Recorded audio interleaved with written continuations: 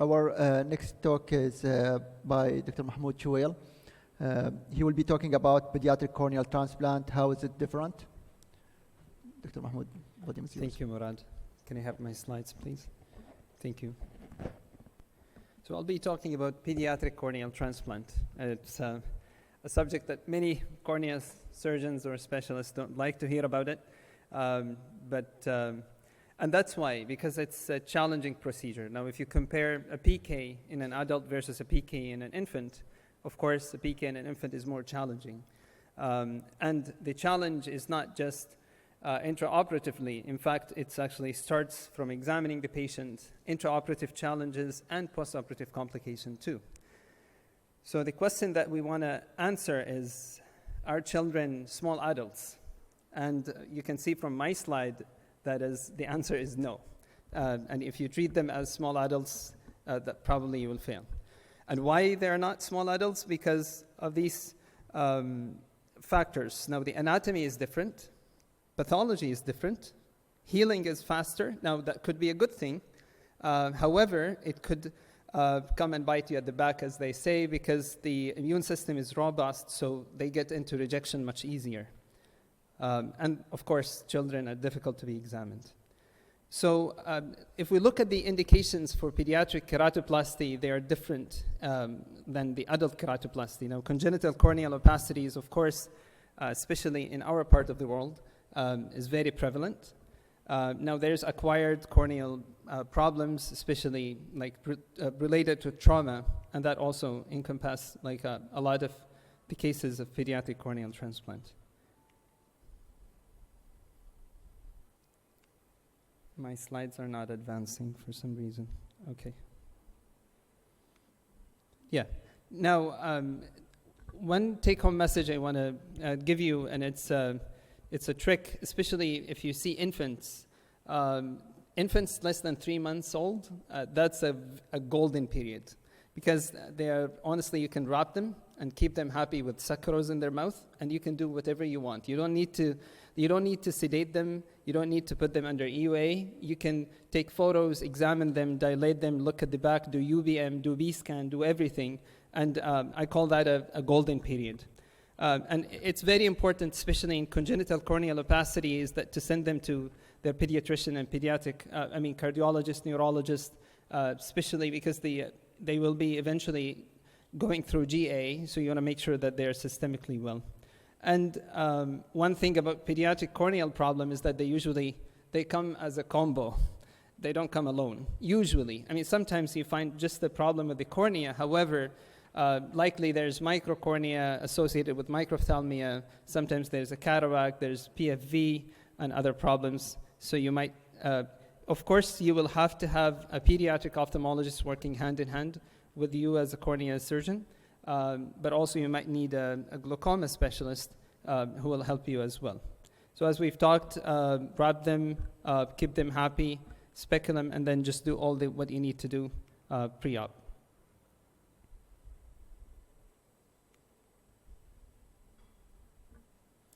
I'm not sure why it keeps freezing.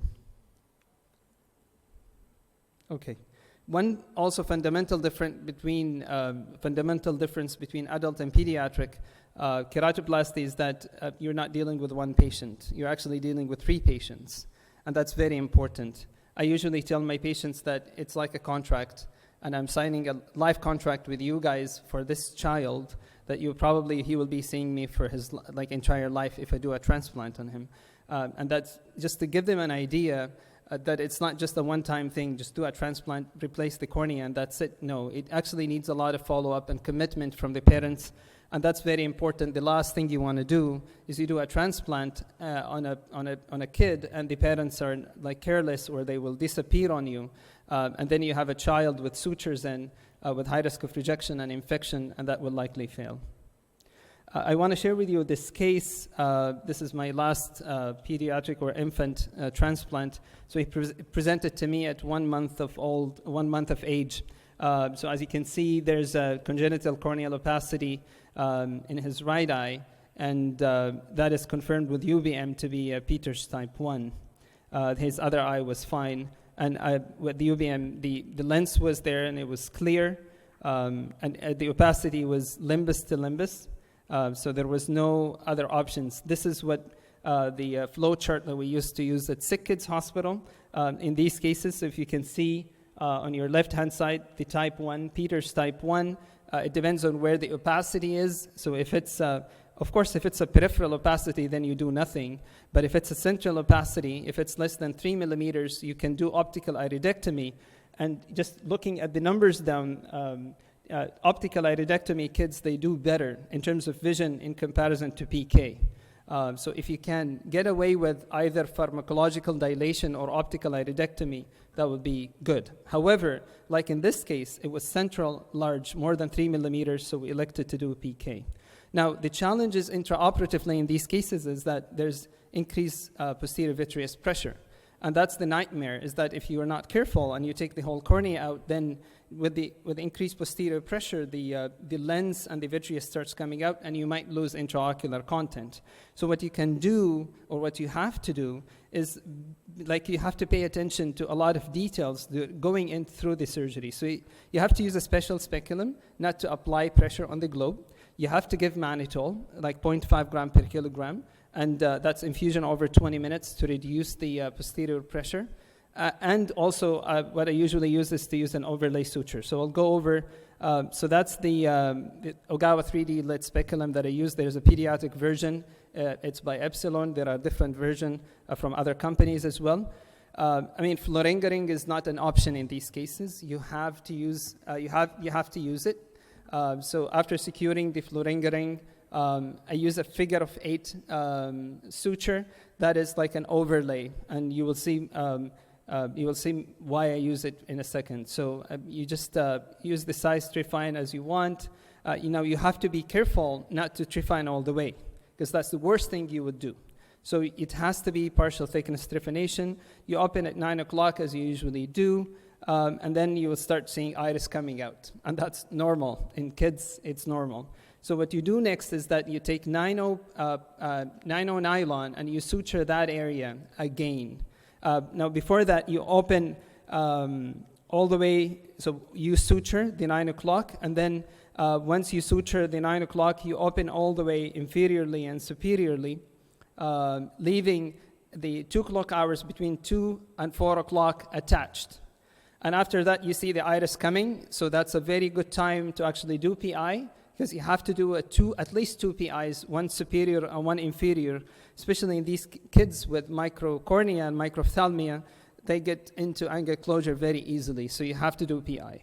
Now, once you did the PI, then you apply a lot of viscoelastic on the cornea, and you do what we call a sandwich technique. So you put the cornea, the new donor, on top of the cornea. You suture at 12 o'clock as usual. The 6 o'clock, you pass the suture, and you keep it loose, like what you see me here. So you keep it loose. You don't want to cinch that suture down, because that will cause a lot of rubbing of the endothelium against the original cornea. Now, once you have it there, you cut the 9 o'clock suture that you pre-placed. Then you swing that graft outside, and in a quick motion, you tie down the 6 o'clock suture. Next, you place a quick suture at 9 o'clock, and then you remove the original cornea, and you place a suture at 3 o'clock. Following that, you cinch that figure of 8, so you have like as if an assistant who's actually applying pressure on the eye. So doing all of these with the mannitol, that will actually help you to minimize the intraocular complication. Once you have 8 sutures in, then you're good, and you can remove the overlay suture. You have to oversize in children. You can't use the same size, otherwise you'll have a lot of trouble closing these wounds. And in infants, especially in infants, sometimes you have to put up to 24 sutures, because you don't, children leak in comparison to adult, and you can't tolerate any leak with the children. This is how the child look, and him and the parents are happy. I still have actually a few slides about DELC and DMIC in children, but I ran out of time, so maybe I'll cover it later. Thank you. Thank you, Mahmoud. Thank you for keeping the time within the allocated time.